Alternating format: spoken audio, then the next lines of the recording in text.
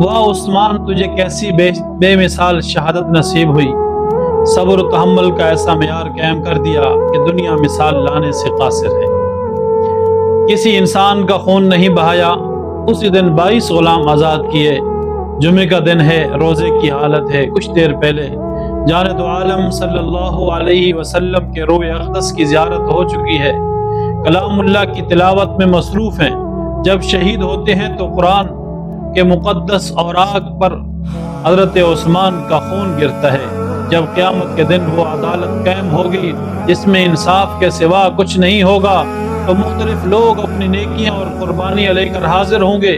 ان میں شہداء بھی ہوں گے، مگر کسی شہید کی شہادت کی گواہی تلوار کی دھار دے گی، کسی کی شہادت کی گواہی نیزے کی انی دے گی، کسی کی شہادت کی گواہی پھانسی کا پھندا دے گا، اور کسی کی شہادت کی گواہی زمین کا فرش دے گا، اور کسی کی شہادت کی گواہی بندوق کی گولی دے گی، کسی کی شہادت کی گواہی جیل کی کال کوٹری دے گی۔ مگر ذوالنورین تیرے کیا کہنے، کتنے خوش نصیب انسان ہیں کہ ان کی شہادت کی گواہی اللہ کا قرآن دے گا۔